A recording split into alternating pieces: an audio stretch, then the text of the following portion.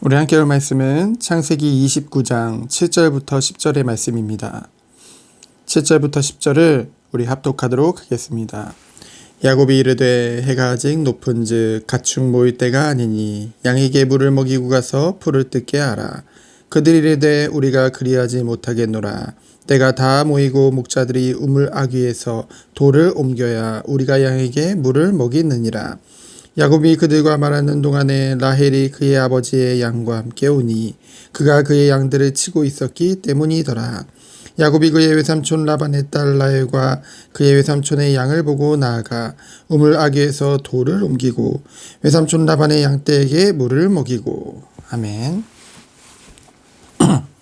오늘 말씀의 제목은 이유 있는 자신감입니다.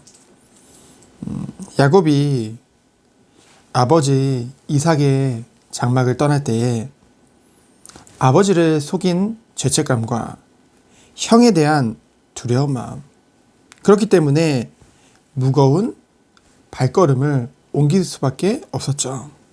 하지만 베델에서의 영적 체험 이후 1절에 정말 힘찬 발걸음을 내딜 수 있었습니다. 왜 그랬습니까? 소망과 확신을 가졌기 때문에. 오늘 하란에서 온 목자들에게 어찌 보면 예의에 어긋나 보이는 행동을 야곱이 하게 되어지죠. 7절에 보니까 마치 주인인 것 마냥 그 목자들에게 지시를 하게 되어집니다. 그것에 대해서 8절에 보면은 목자들이 거절하게 되어지죠. 이것은 야곱에 대한 반발심보다는 합리적인 이유를 댑니다. 전통적으로 그리 해왔고 일상 이렇게 해왔다는 것을 말을 하게 되어지죠. 하지만 곧 라헬과 그의 아비의 양떼들이 그곳에 도착하게 되어지고 10절에 보니까 돌을 옮겨서 물을 먹이게 되어지죠. 성경에는 야곱만 그 돌을 옮겼다고 기록되어져 있지만은 한 개인이 옮길 수 있는 그런 작은 돌이 아니었습니다. 우물을 막을 정도의 큰 돌이니까요. 이 말인즉슨 그곳에 있었던 목자들이 함께 그것을 옮겼다는 거거든요. 어떻게 이런 일이 일어날 수 있었을까요? 8절에 우리가 다시 한번 살펴보면요. 외인이요 나그네요 도피자였던 그 야곱이 목자들에게 이러한 것들을 지시 또는 제시할 수 있었던 이유가 무엇이었습니까? 바로 야곱에게 자신감이 있었기 때문입니다. 자신감이 있다는 것은 어찌 보면 힘이 있다는 거예요. 어찌 보면 믿음이 있다는 것이죠. 베델에서의 체험을 통해서 무엇을 체험한 겁니까? 우리가 어제도 함께 나눴지만은 사닥다리를 통해서 땅과 하늘을 잇는 그 그리스도를 체험한 것입니다. 인간과 하나님을 잇는 중보자 되시는, 그리고 또 천사가 오르락내리락 했다는 것은 본 것은 무엇을 말합니까? 우리의 기도를 천사가 담아서 하나님께 올려드린 것을 영적인 체험을 통해서 확신을 가졌죠. 무엇입니까? 우리의 기도를 들으시는 하나님입니다. 하나님이 그 기도를 들으신다는 것은 그 기도에 반드시 응답하신다는 거죠. 기도 체험입니다. 그러면서 무엇입니까? 하나님의 나타나심과 하나님의 언약을 말씀을 통해 확인하게 되어졌고, 그 말씀, 그 언약을 이루기까지 떠나지 아니하시겠다는 그 하나님의 약속.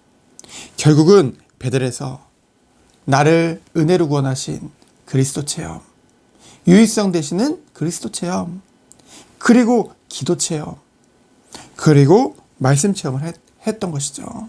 그런 영적 체험을 통해 확신을 가지게 되어졌고, 내가 누구인지에 대한 분명한 정체성과 하나님이 이미 주신 축복과 앞으로 받을 그 축복에 대한 분명한 그 비전을 보게 되어진 것입니다.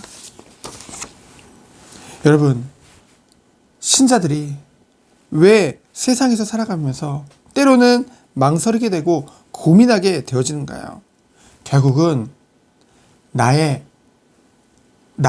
또는 나의 한계를 뛰어넘지 못한 거죠. 나의 과거의 그리고 내가 겪은 상처들, 그 모든 것이 나의 한계가 되어지고요. 나의 경험, 나의 기준들이 하나의 올무가 된 것입니다. 그 모든 것을 뛰어넘는 하나님의 완전한 은혜를 그리스도 안에서 우리에게 다 주셨는데요. 이 베델, 이 하나님의 집, 이 성전의 축복을 통해서 하나님은 모든 것을 다 우리에게 보여주셨는데요. 그래서 목자들이 나름대로의 합리적인 이유와 전통적으로 우리는 이렇게 해왔다는 것을 야곱에게 말하지만은 결국은 야곱의 말을 듣고 그 돌을 옮기게 되어집니다. 결국은 어느 곳이나 주도권이라는 것은 존재하죠. 보통은 먼저 된 자들이 그 나그네 도피자 외인인 야곱보다, 게다가 야곱은 어떤 사람이었습니까? 뭔가 이 목자들에게 무엇인가 말할 만큼 큰 사전적인 지식이 없던 자죠. 경험이 없는 자입니다. 왜요? 대부분 야곱은 집에서만 생활했던 자이기 때문에 경험으로 보나, 그리고 당장에 처해진 그런 위치를 보나 결코 야곱이 그들에게 주도권을 가지고 말할 수 있는 입장이 아니었던 거죠. 하지만 결국은 그 주도권은 사람에게서 올 수도 있지만은 결국은 더 큰 것, 무엇입니까? 영적 주도권이 더 중요한 것이죠. 영적 주도권은 개개인의 믿음이나 신앙의 정도도 중요하지만은 더 중요한 것은 무엇입니까? 결국은 하나님의 계획인 것입니다. 하나님의 시간표죠. 하나님의 계획이 분명하고 하나님의 언약이 분명하고 그 시간표가 확실하다고 한다면은 그때 하나님께서 능력으로 역사하신 것입니다. 하나님께서는 우리들에게 분명한 방향을 주셨어요. 무엇입니까? 세계 복음화입니다. 그리고 그 안에서 우리에게 보게 하신 것이 무엇입니까? 갈수록 문을 닫고 무너지는 교회들, 특별히 어린이 주일 주간에 정말로 이 후대들이 갈수록 교회 안에서 없어지고 있는 것. 그럼 하나님이 우리에게 주시는 그 계획은 무엇입니까? 시간표는 무엇입니까? 후대 살리는 거거든요. 그것을 준비하는 거거든요. 이것을 정말로 붙잡은 자에게 하나님께서 능력으로 역사하시는 것입니다. 왜요? 이것이 하나님의 소원이기 때문에. 그리고 하나님의 시간표이기 때문에. 그래서 오늘도 내가 가는 현장 가운데 만나는 모든 자들에게 우리가 누릴 축복은 무엇이겠습니까? 그리스도 체험, 기도 체험, 말씀 체험한 우리가 누리는 축복은 성령의 충만함이죠.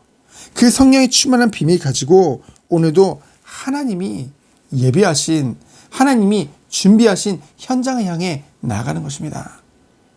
세상에 끌려다니는 자가 아니라, 사람에게 끌려가는 자가 아니라, 전통과 경험에 그것을 누리는 자가 아니라 정말 하나님이 주시는 그 소원을 바라보며 그 비전을 품고 오늘도 하나님이 주시는 힘을 가지고 그 현장에서 증인의 축복을 누리는 것, 그것이 하나님이 우리에게 원하시는 그런 길이요, 그런 오늘인 줄 믿습니다. 그래서 오늘 하루도 이 은혜 누리면서 가는 곳마다 하나님이 원하시는 빛을 발하는 하루 되어지기를, 또한 하나님이 주신 비전을 마음에 품고 기도하면서 인도받는 하루 되어지기를 예수 그리스도 이름으로 축원드립니다. 시간 기도합니다. 하나님 감사합니다.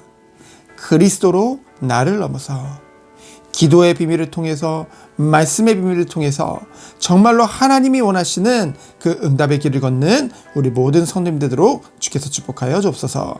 살아계신 예수 그리스도 이름으로 기도합니다. 아멘. 하나님 감사합니다.